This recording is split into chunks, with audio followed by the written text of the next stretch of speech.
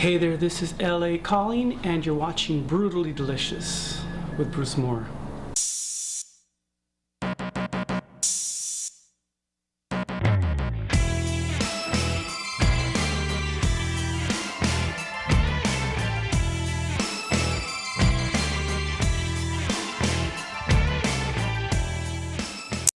Hey, welcome to Brutally Delicious. I'm Bruce Moore. Today we've got another great show in store for you.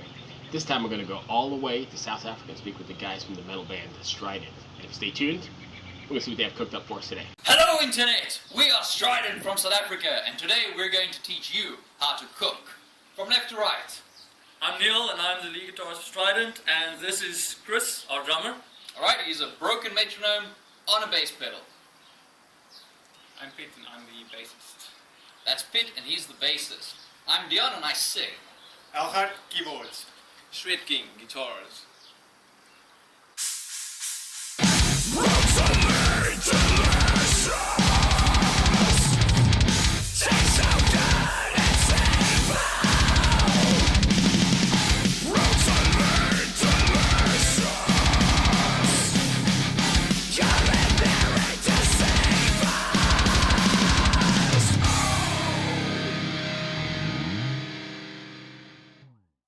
Today we're going to teach you how to make a Biltong Potjiiekos. Now for those of you who aren't familiar with Biltong, it's like beef jerky, but for men.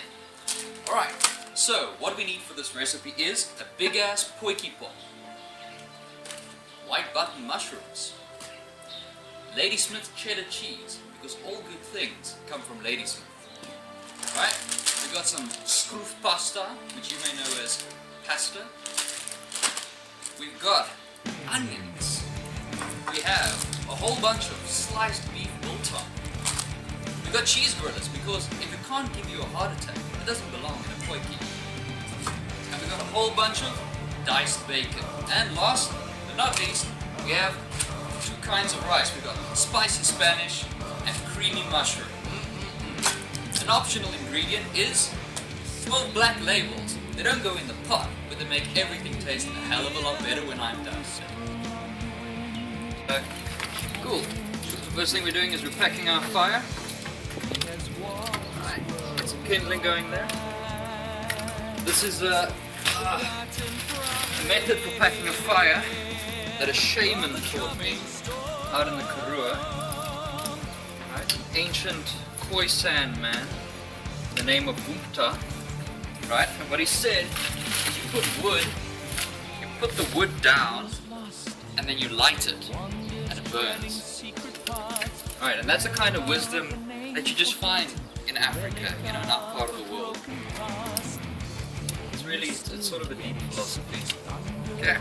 Alright, we're gonna add the fire lighters for easy burning. We've got some nice thin wood on there so everything can get going nice and quick. Alright. Matches. Shit. George!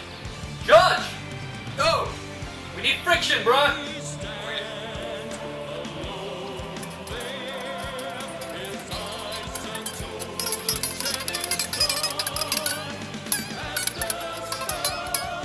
Nice. Good job. Alright, first thing we've got to do is we've got to get the onions cut. So,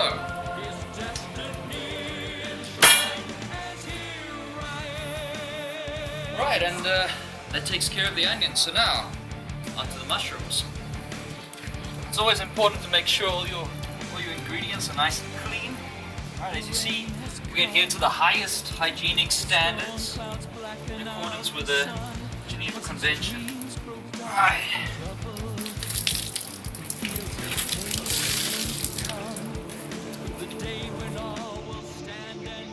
Your record's been out for a little bit of time now. Now that you've had time to sit on it, is there anything you wish you could go back and change, or are you satisfied with the way it's turned out? Well, the thing about Oath is we were still really experimenting with our sound, trying to figure out exactly what we are sonically, and I think we achieved most of that we really wanted to. The production on Joe Ellis' side was excellent. We really couldn't have asked for better. It's clear, it's full. There are little things compositionally that we might have changed. There are a few things that we've added live to songs like Blood Rage and so on that we sort of wish we had put on the album at the time.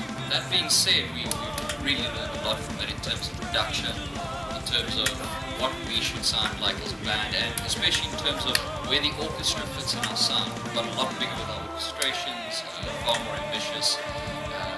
Harmonies, vocal harmonies, vocals are better now, the performances are better. So we learned a lot. We're very proud of the album. But yeah, if we were to go back, there are a few things we could change.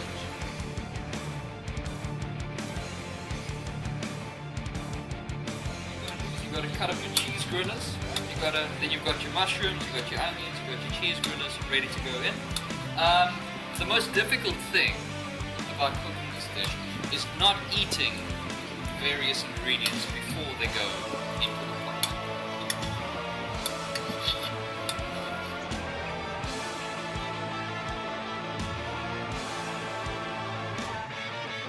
Whispers in the dark that dance like shadows in the flame.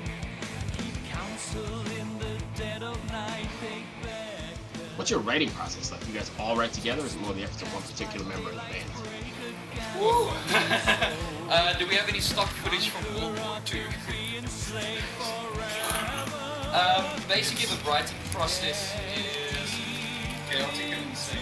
Yeah, I think that's a very generous way of putting it. I think normally the way it works is I'll sit for a month or two jamming out ideas, throwing things around in band practice, and I'll sort of put it into what I think is a fairly good structure, song, flow. And then 2 weeks before we hit the studio, Pete will come and say, well, let's change all of that, everything. And I think that's our writing process, really. We spend a lot of time working on the orchestrations. We basically make sure that the song works as a metal song. That's the most important thing. It has to work with just guitars, drums, bass, and vocals. And then the orchestrations are just there to sweeten everything, to add counterpoint, harmonies, melodies, that kind of thing. Yeah. But basically, the one thing we don't ever want to do, and that we focus on quite heavily when we write, is we don't want the orchestrations to dominate the song. We want to make sure that the song stands well on its own, and also that it's performable live. Alright, so the next thing we do is we've got to make sure that the pot gets nice and warm. So Pitt's going to put it over the fire there, trying not to burn itself. Preheating it. One of the key things with a potjie is that really it shouldn't be going too hot. You actually have the food in there. So what we do is we preheat it, and then just after we brown the initial ingredients, we start moving coals out. So there's only a few coals there, so you can see with the hook there for hanging the pot up. Alright, so George, what are we doing for dessert, man? Yeah, so the best thing that goes with a potjie full of meat is obviously some meat. Nice. Sausage. That's a South African way. Look at that pudding. Yeah. So what are you doing now? Okay, well the pot the potjie has been heated, so I think it's about time that we can add our ingredients. Excellent. Let's open it up. Okay, so we need to add some oil.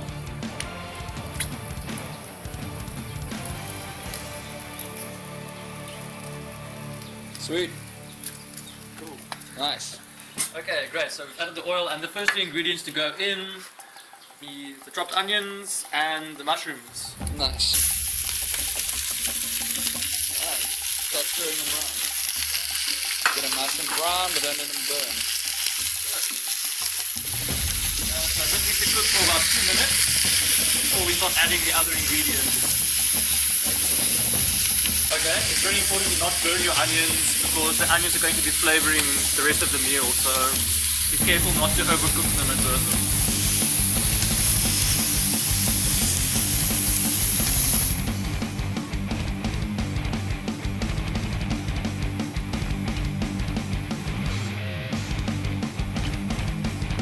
It's very important not to get the pot too hot, so we just move some of the coals out to the side here, where the rest of the pudding is being made.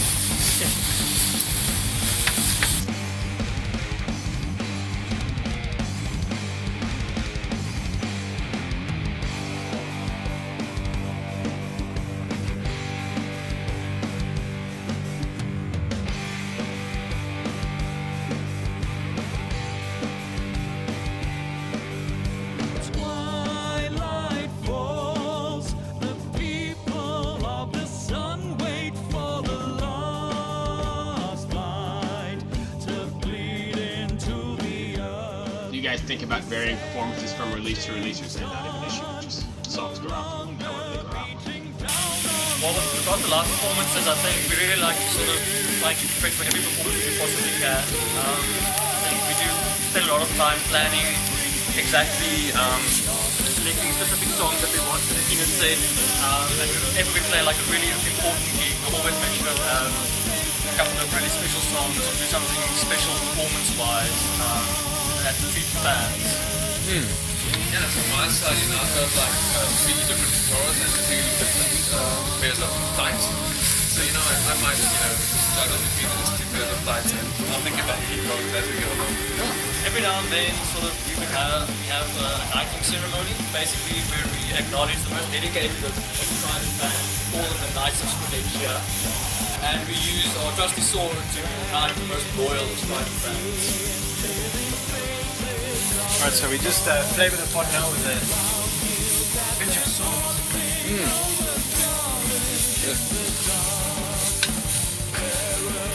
Alright, so the next thing we do is we're going to throw in the rice, the noodles, and a kettle full of boiling water.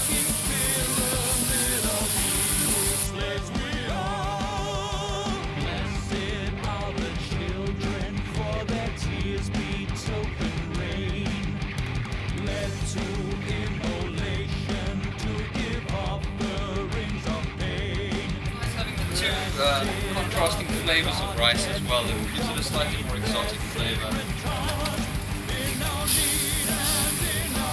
Can you stir that on in there?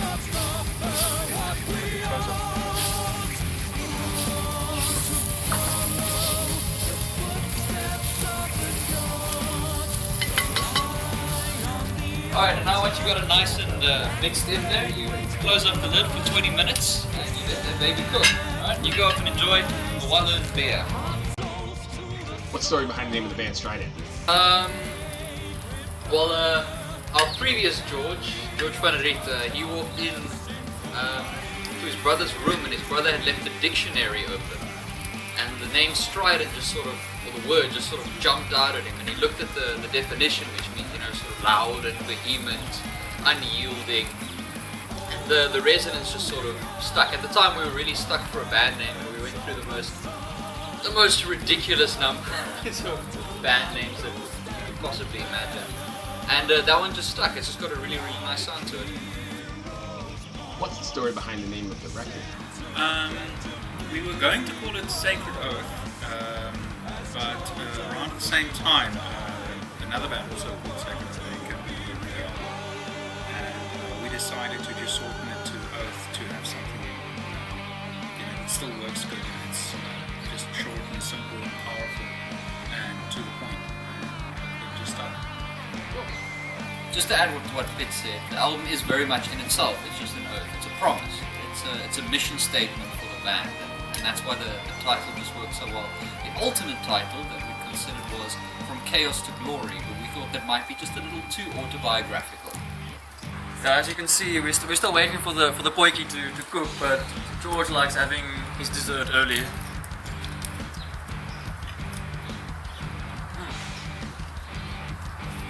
Alright, it's also very important, every time you decide to get up and refill your drink, just to check that your potjie isn't burning. Make sure there's still liquid, and that's basically the main thing. It's just ensuring that there's still fluid bubbling away. And if there isn't, add some more boiling water. You guys are from South Africa. What's the metal scene like over there? You guys receive a lot of support from the fans and the scene in general? Alpha, you're the newest to the scene. What do you say? Well, I'd say, I've been only playing on the locals, the Cape Town scene, and I would say that, the support is great. We've got very loyal fans of the band, and they always rock up in numbers, which is great for us. We've had a couple of awesome experiences as a band, being on stage, seeing people down there, chanting our name, it's been amazing for me, amazing experience to sort of, just I'd say enter the scene like this. The rest of the local scene in South Africa, I'd say is great. I mean, it's a tight-knit group of people. It's been characterized by great organization from top guys, doing their best to sort of promote metal in South Africa, which is great, I think. I don't know what you guys think. Don't really have much more to say. I think there's a lot of great bands. There's a lot of awesome people doing really, really great things. There's Louis Dupussani from MK on the Front. There's Patrick Davidson from Metal for Africa and all the people working with them. They're doing really, really amazing things. It's a really good time to be in metal in South Africa. If you're someone who likes your bacon soggy, then you can add your bacon right at the beginning when you're doing the onions and the mushrooms. However, we like our bacon a little more crispy, so we do it separately on a pan. Right, some nice crispy bacon in there. It just gives the whole thing a really nice texture. Do you have any rituals before you hit the stage? Yeah, okay, I'd say we love supporting bands that play before us, but mostly just before the set we would go, each of us would go off on our own, warm up, do our own little warm-ups, but I guess the main thing is to be relaxed and focused just before the show. That's the most important thing for us. Yeah, we're all making spectacles of ourselves, especially with the vocal warm-ups. We've got 3 vocalists in the band now, and we're all making extremely strange noises, all sorts of strange places. Got a ginger in tights.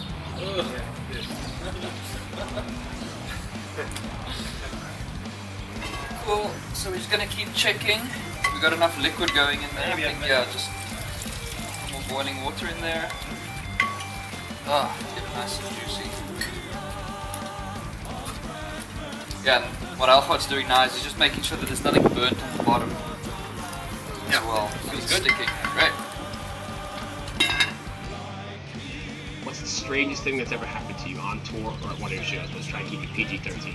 I don't know, we don't really seem to attract too many strange things, but we were never short of interesting occurrences with our previous keyboardist, Daniel, who was always inebriated to some extent. I remember when we were in Johannesburg the one evening, he rocked up under a car, passed out under a car, and when we woke him, he refused to come out because he believed he was in space. And this was a space shuttle, and if he came out, he would die. So I think that was an interesting negotiation process of getting him out.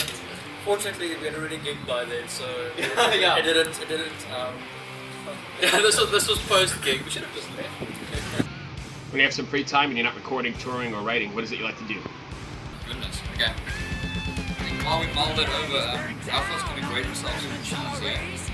So Alpha, what do you like to do? Well, I'm still a full-time student at the moment, studying and just having aware of the keys, I guess, just all day.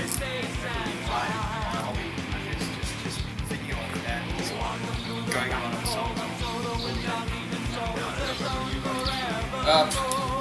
What's free time? I teach at the university, so basically what I do is just write a lot of music. Dull.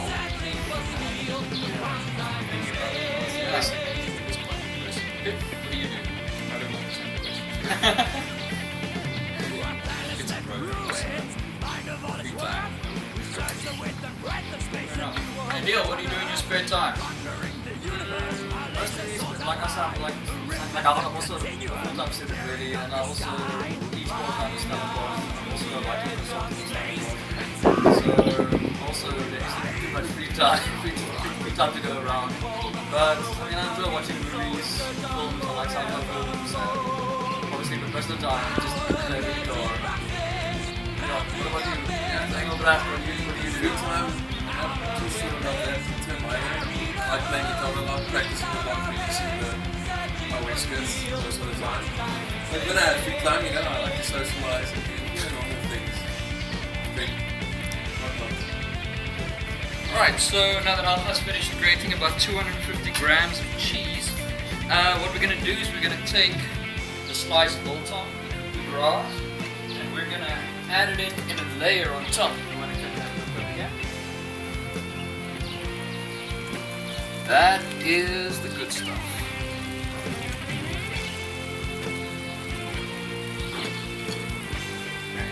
You see how I'm pretending to know what I'm doing by doing this slowly, right? For the rest of you doing this alone at home, you can just do that. Excellent. Alright, and what we're going to do is we're going to steam it for 5 minutes with the biltong in. Right? Just get all the flavors mixing nicely before finally adding cheese. You consider yourself to be a foodie of sorts. I couldn't agree more. so true. I mean, that's... well, I consider myself South African, so I like rice, basically anything on that can be cooked on here in this sort of perfectly hygienic environment. This is great for me. Thank you. Well said. Oh, that looks glorious. Alright, so what we're going to do now that all the flavors are mixed wonderfully, we're going to add a whole lot of cheese.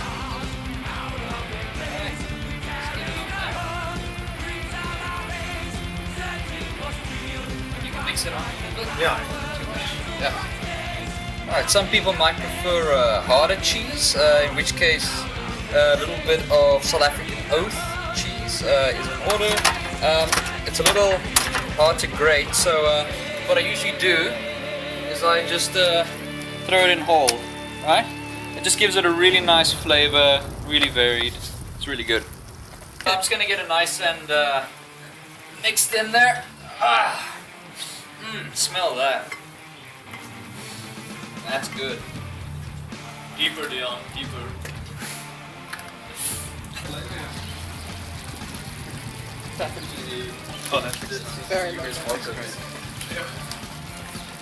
Alright, cool. As you can see here, the pork is a little dry at the moment. Not too bad.